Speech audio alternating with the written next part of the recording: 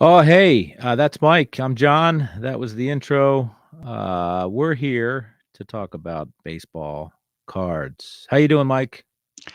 Doing awesome, John. How are you? Good. What's the weather like up there? Because we're getting lots of rain. Well, it is fine right now, but we have a nor'easter coming in tomorrow and schools for Ooh. tomorrow. So this is Maine, so this is the big time with storms.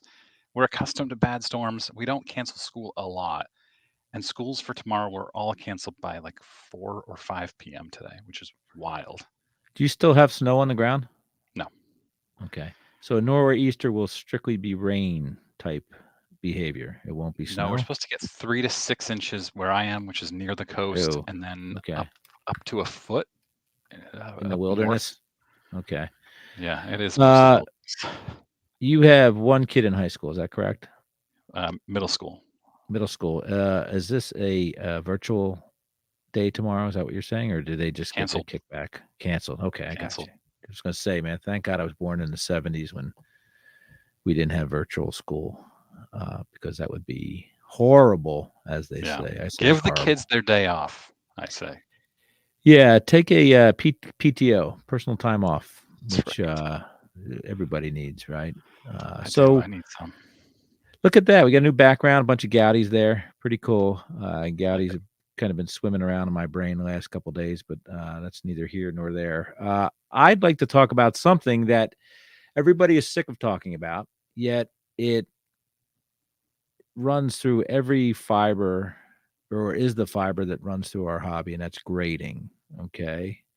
And maybe a different approach to how we talk about grading, because there is no doubt it's a very polarizing topic.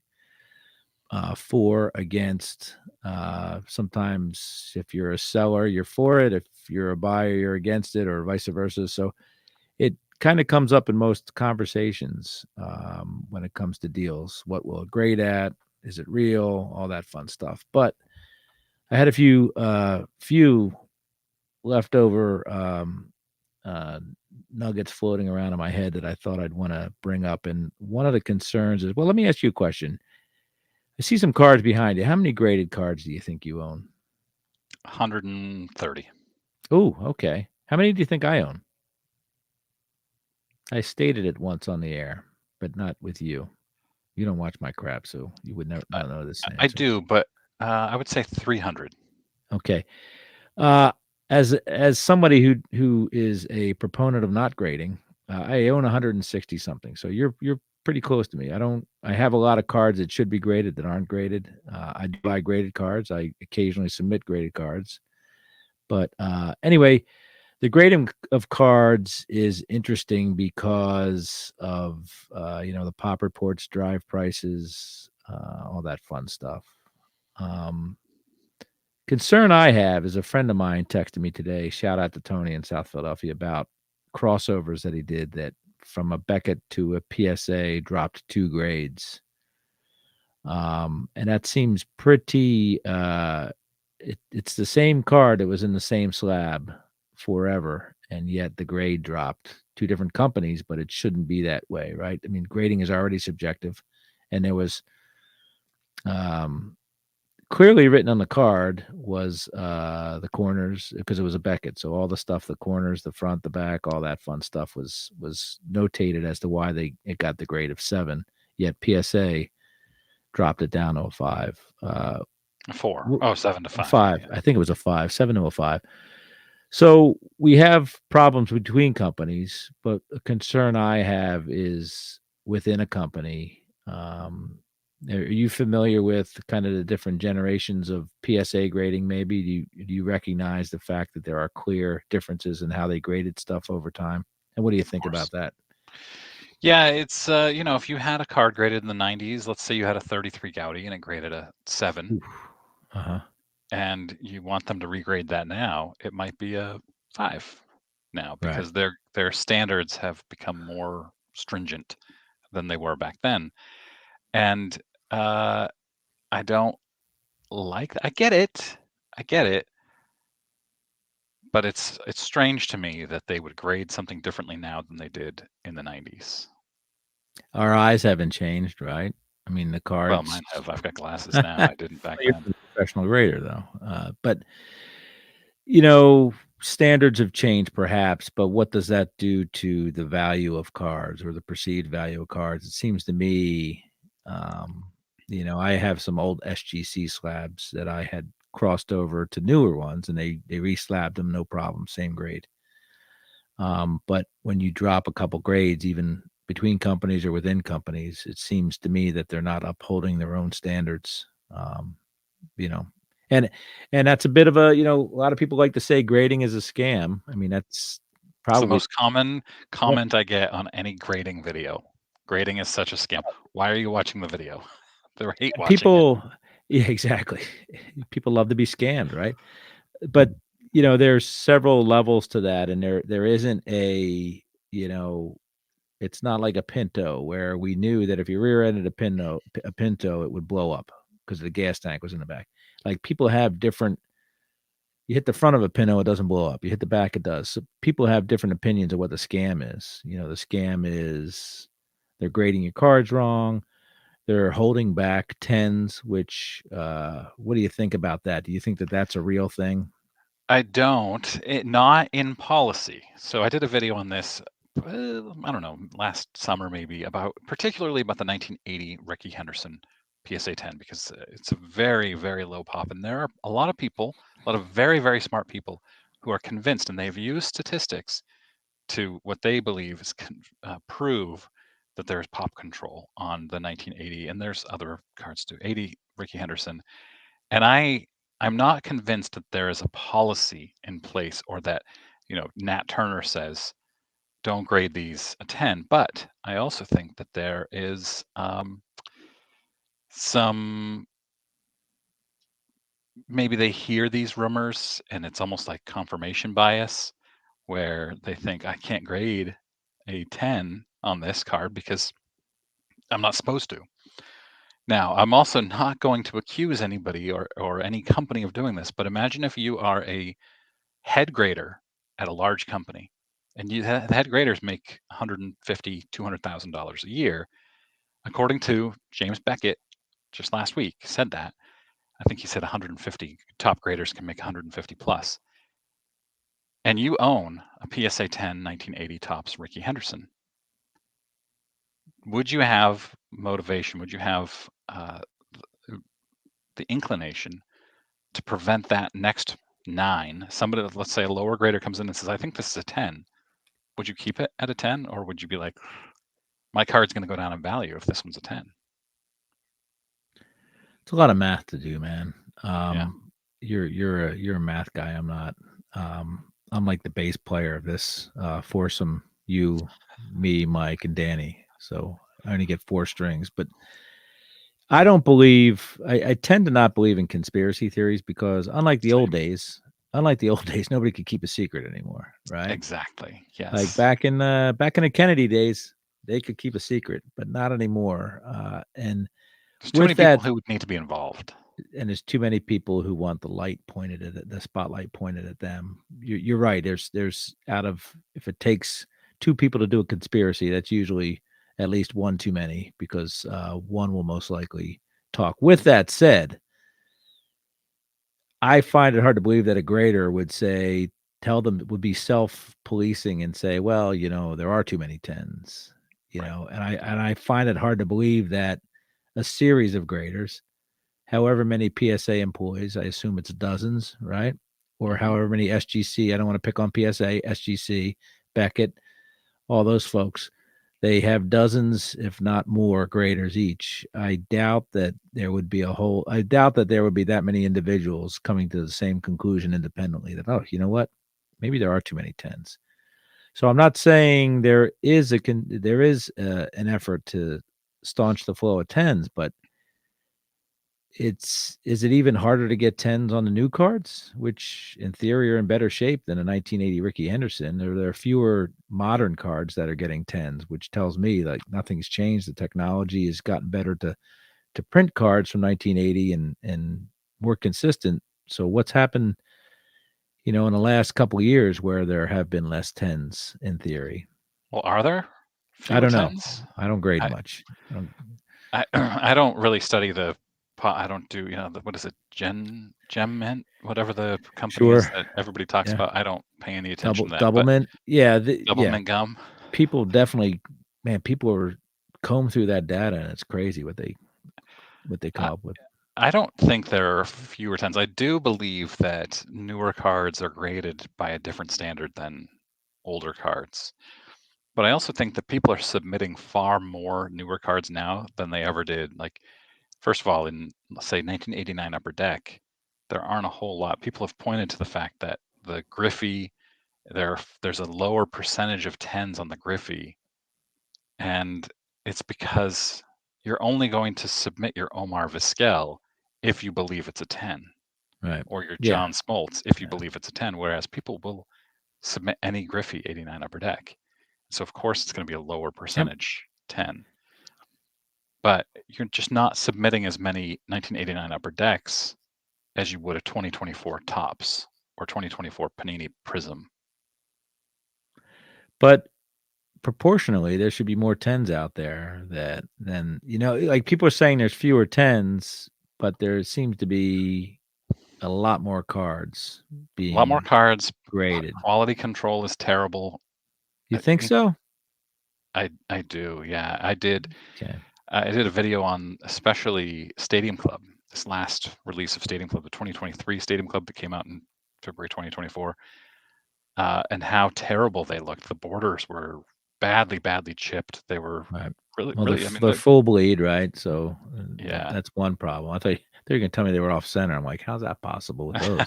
no, no. But you look at Panini cards, and those are way off center too. Panini Prisms, they're just coming out really bad. And I think that they always have, but we're paying more attention to it now because the Hmm. centering, the value of the cards is more important to us now than they were when you were a kid back in the 1950s or whatever.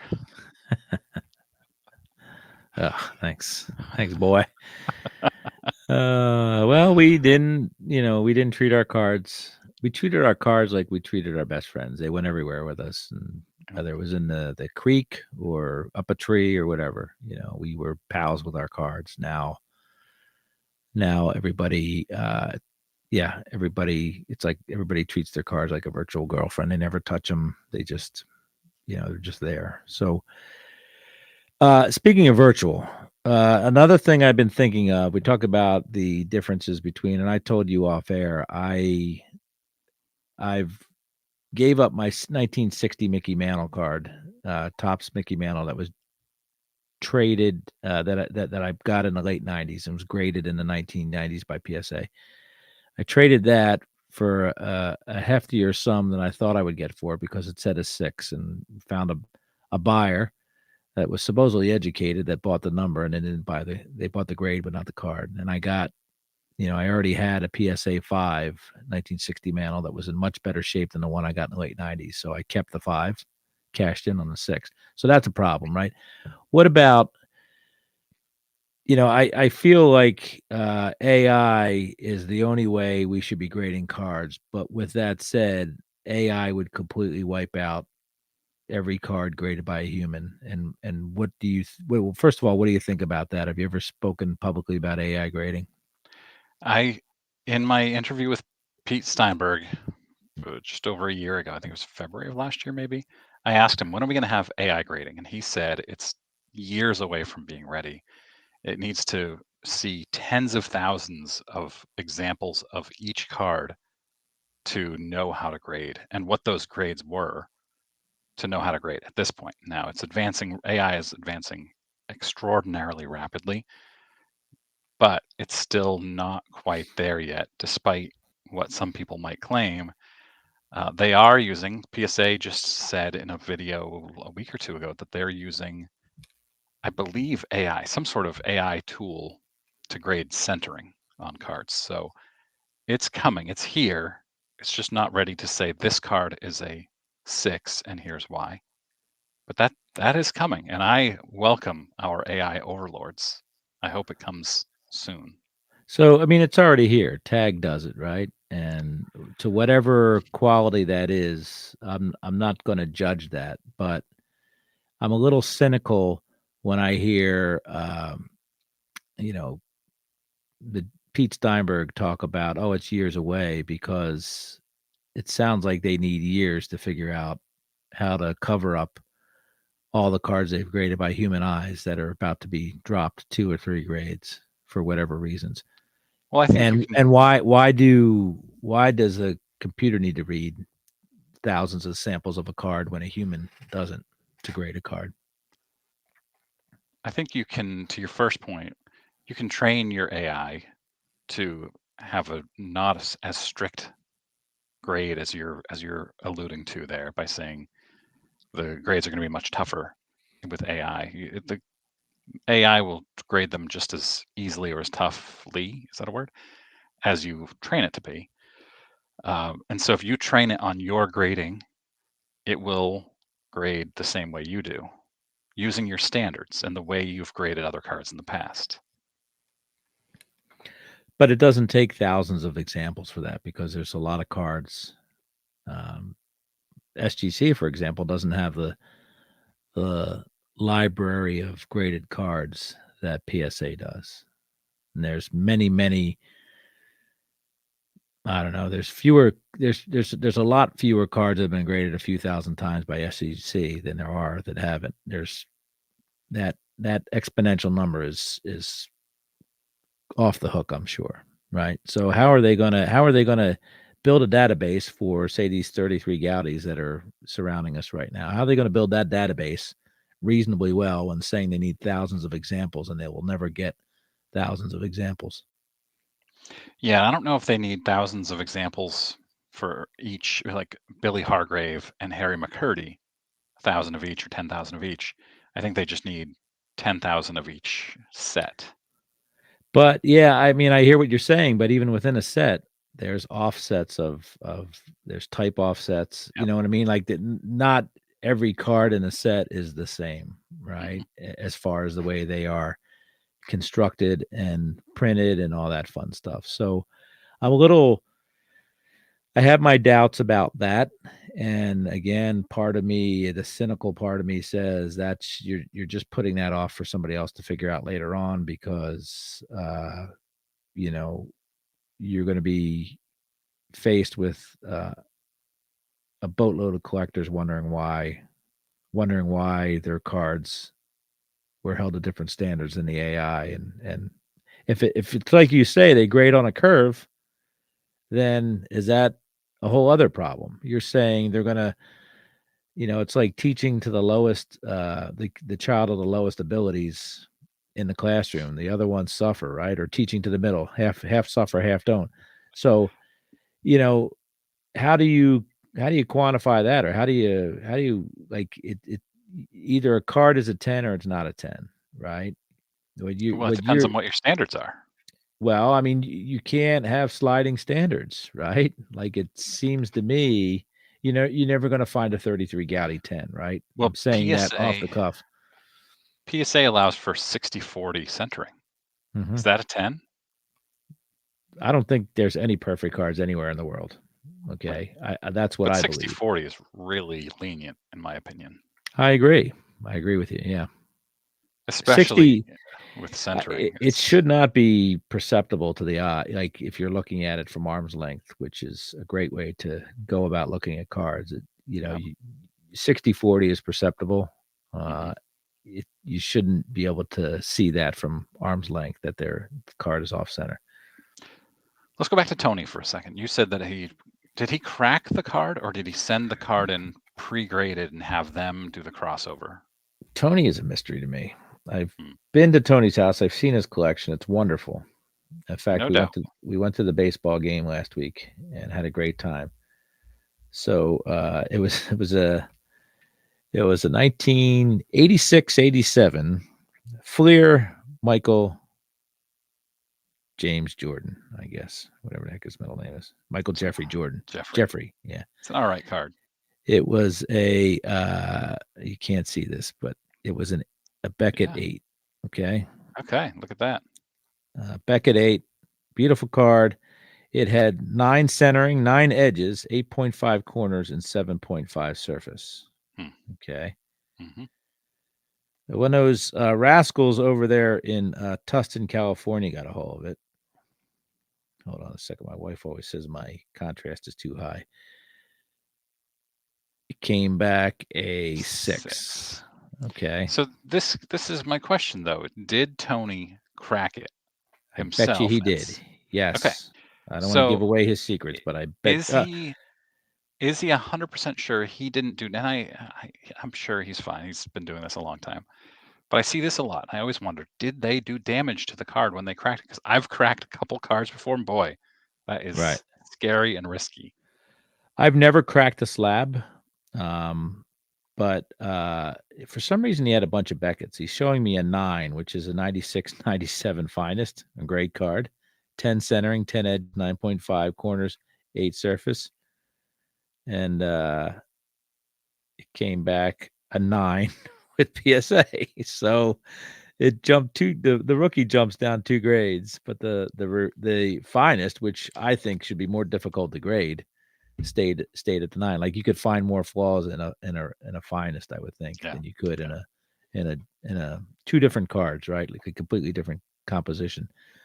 Yeah, it's interesting, and that's kind of what why I brought it up to you as a topic today, because like, people are frustrated, and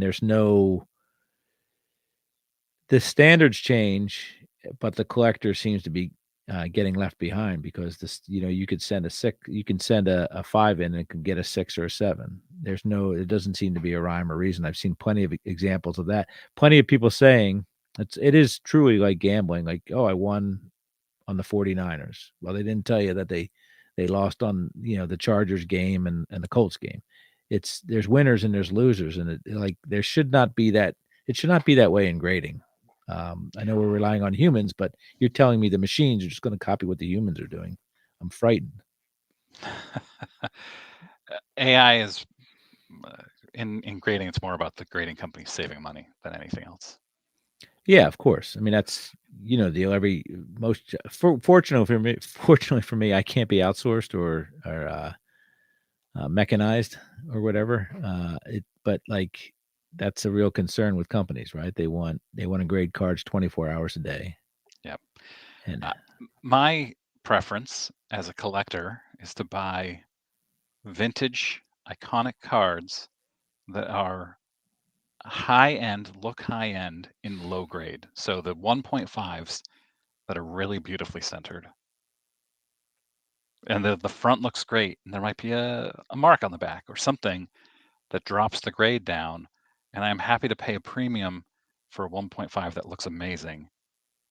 Looks more like a 5 or a 6, but it's in a 1.5 slab. right. Yeah, I mean, it depends on, like, I have different tastes, because I did come of age in the 50s, so I like the old cards, and I'm okay for them to have a little bit of personality, because I understand the struggle the cards have had to get to 2024. And I talked a little bit about this yesterday to a group of people. I gave a PowerPoint presentation to about cards, and I said, I'm fascinated every time I buy a collection. I'm fascinated about the provenance of the collection, Mm, because it had to. I have cards from the early 1900s, right? And we know there's cards from the 1800s. The struggle, they're like baby turtles to me, these cards. The fact that they've made it this far, crossing the beach without getting uh, crushed or eaten, is amazing to me, for all that they had to go through. And a lot of people forget that. And yet we get ticked off about a T205 getting a 1 instead of a 3 or whatever. It's just like, that card is a miracle it got this far. And the grading companies are I don't know. The grading companies have a lot to do with it. They have us as a collector. They have as a whole. They have us on a string, and they're just playing with us. In my mind, Hmm. I rarely get cards graded. I buy graded cards. I rarely get cards graded because I don't want to play that game. Uh, and they get enough. They get it wrong enough to make me a little leery about ever submitting things to them again. But you know, there's a lot of sneaky people out there who wanna manipulate cards, so we kinda have to do that. I'm a big proponent of, uh, like, a different kinda grade that doesn't an alphabetical grade that doesn't mean we're grading the card, or rating the cards, whatever, its beauty. Whether it's a UA for, unaltered or whatever, but I wish there was something that people could grade a card. And, because the authentic label's been blown up by the graders. They just screwed that up by saying authentic. You know, we should have But a card. Go ahead. wouldn't you pay, let's say, I don't know, I'm just make up a number, and somebody's saying, no, it's $4. But wouldn't you pay $4 for a card to just be labeled authentic? And they would, in theory, be able to charge you less because they wouldn't need to grade it. They would just need to say, yes, this is authentic. Right. Boom, add the slab. I would love to I have. would love that. I would love that. Again, that word has kind of been ruined by the Yeah, hobby. It's I got know. a taint, and I don't mean that kind of taint. It's tainted so that we look at it as not up to spec, right? You might say Uh, of those slabs, they wrecked them. they they wrecked him. They hardly knew him, but they wrecked him, man. And but I'd love to have a grade that says this card meets all the specs, right? And it hasn't been trimmed, it hasn't been this or that, but it's certainly we don't care whether it's a 3 or a 6.